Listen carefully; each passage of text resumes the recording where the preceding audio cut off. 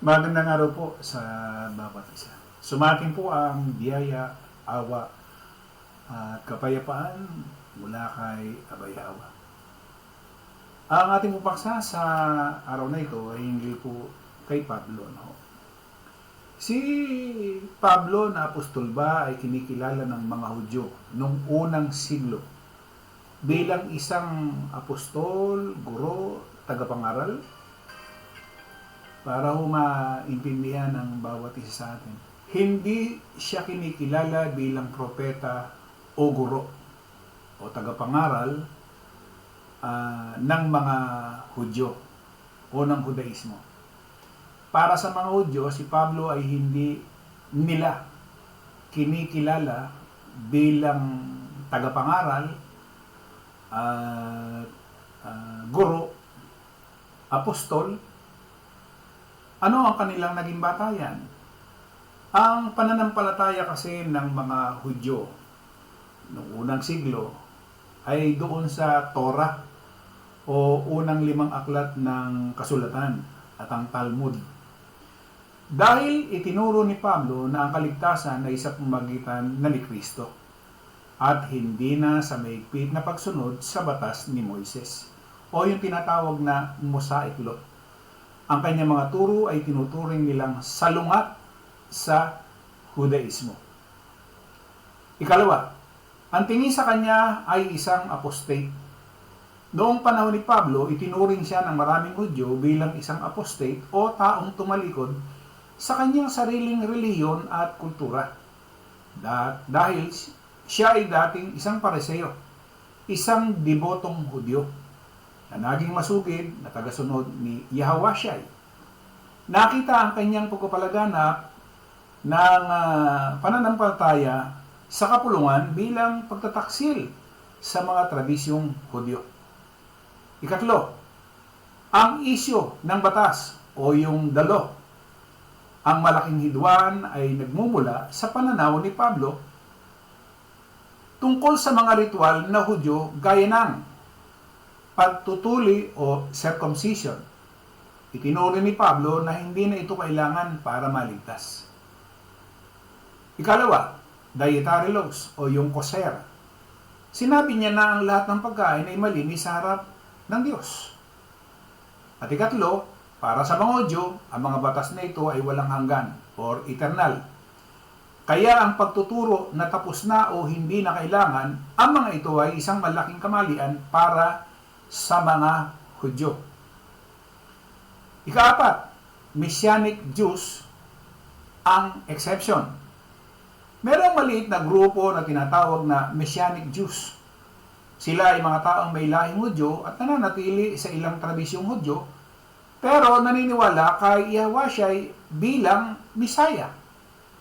Sila lamang ang grupo ng mga Hudyo na tumanggap at naniwala sa mga sulat at turo ni Pablo. Sa madaling salita, sa pananaw ng tradisyonal na Hudaismo, si Pablo ay isang taong naghiwalay sa pananampalatayang Hudaismo patungo sa kapulungan o yung assembly. Kaya hindi nila siya tinatanggap bilang bahagi ng kanilang pananampalataya. Para mas maunawaan natin kung bakit naging malaki ang hidwaan, kailangan tingnan ang pagkakaiba ng turo ni Pablo na alam naman natin na galing kay Kristo bilang nasa kapulungan. Kumpara sa mga Pariseo, ang grupong kinabibilangan niya dati. Una, ang daan patungo sa kaligtasan o yung justification. Ito ang pinakamalaking pagkakaiba sa kanilang paniniwala. Ang mga Pariseo naniniwala na ang pagiging matuwid sa harap ng Diyos ay nakakamit sa pamagitan ng pagsunod sa batas ni Moises.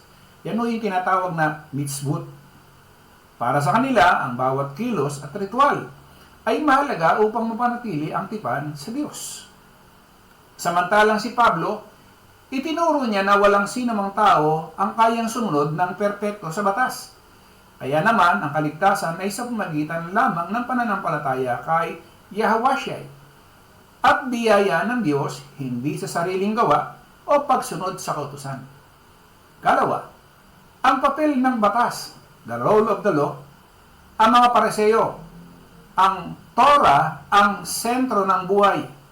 Ito ay gabay na dapat sundin habang buhay at hindi kailanman magbabago o mawawala ng bisa. Para kay Pablo, inilarawan niya ang batas bilang isang tagapagturo o pedagog na pansamantala lamang ayon sa kanya. Ang batas ay binigay para ipakita sa tao ang kanilang kasalanan. Ngunit nang dumating na si Kristo, ang panahon ng batas ay natapos na para sa mga nananampalataya. Karlo, sino ang bayan ng Diyos? Ang mga Pariseo naniniwala sila na ang mga Hudyo o Hudyo lamang ang mga pinili at tuli ang nasa loob ng tipan ng Diyos. Ang mga hintil, hindi Hudyo, ay kailangang maging Hudyo muna o magpatuli at sumunod sa batas bago mapabilang. Samantalang si Pablo, ipinangaral niya na sa pamagitan ni Kristo, wala nang pagkakaiba ang Hudyo at hintil. Sinabi niya na ang tunay na Israel ay hindi base sa lahi o pagtutuli sa laman, kundi sa pananampalataya sa puso. Ang konsepto ng Misaya o Mesiyas. Sa mga Pariseo, naghihintay sila ng isang Mesiyas na parang si Haring David, isang politikong pinuno o mandirigma na magpapalaya sa kanila mula sa pananakop ng Roma at magpapanumbalik ng kaharian ng Israel. Samantalang si Pablo, ipinangalan niya ang isang naghihirap na Mesiyas, suffering Messiah, na namatay sa krus para sa maraming Hudyo noong panahong iyon. Ang mamatay sa krus ay tanda ng sumpa ng Diyos. Kaya napakahirap para sa mga Hudyo na tanggapin ang turo ni Pablo. Dahil dito ay tinuturing ng mga Pariseo na radikal at mapanganib ang mga turo ni Pablo. Dahil tila binubuwag nito ang pundasyon ng kanilang relihiyon at kultura. Yan po muna mga kapatid, at doon pa lamang sa ating paghahambing sa mga Hudyo, mga Pariseo na dating pinanggalingan niya, magkasalungat sila. Ano? So, ibig sabihin, kung ang paniniwala mo ay base lamang doon sa Torah, magkaaway kayo o magkalaban kayo ni Pablo pagdating sa kaligtasan. Ano? Loobin po niya Abayawa na ipaunawa ito sa lahat ng makakarinig at makakapanood ng video ito. Maraming po salamat. Isang magandang araw po sa bawat isa.